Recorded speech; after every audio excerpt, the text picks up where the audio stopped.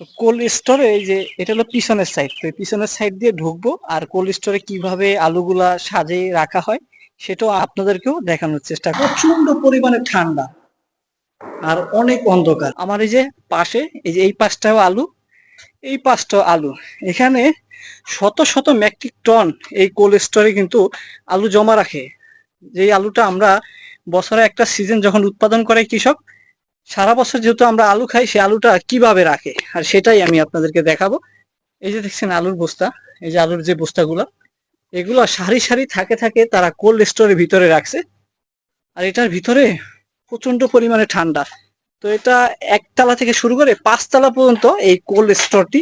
তো একদম উপরে যাব আর ভিতরে লাইট সবসময় বন্ধ থাকে। আজকে আসছি সেজন্য হয়তোবা তারা লাইটের সুযোগটা করে দিছে, এই জন্য। ওই যে আমার পিছনে যে চেম্বার গুলা দেখতেছেন, এইগুলা বাহির থেকে গ্যাসটাকে ভিতরে কিন্তু সরিয়ে দেয় যাতে আলুগুলো ভালো থাকে।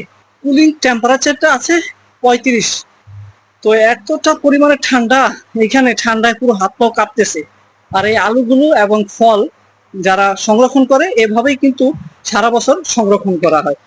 দেখুন একটা সিজনের সময় কৃষক আলুগুলোকে উত্তোলন করে, উত্তোলনের পর সে আলুর দাম বৃদ্ধি পায় এবং আলু পাওয়া যায় না, আলু নষ্ট হয়ে যায়। ঘরে রাখলে আলুগুলো নষ্ট হয়ে যায়। তাহলে বীজটাকে যদি সারা বছর রাখতে হয়, যদি বীজ পরবর্তী ধাপের জন্য বীজ উৎপাদন করার জন্য যদি আলুগুলোকে রাখতে হয়, তাহলেই কিন্তু এই কোল্ড স্টোর ব্যবহার করতে হবে। আর এইখানে আমি আমার পিছনে আপনাদেরকে যদি দেখাই, এখানে শত শত মেট্রিক টন এই যে কোল্ড স্টোরটি আছে, এটি হলো জয়পুরহাটের জেলা, কালাই হচ্ছে উপজেলা।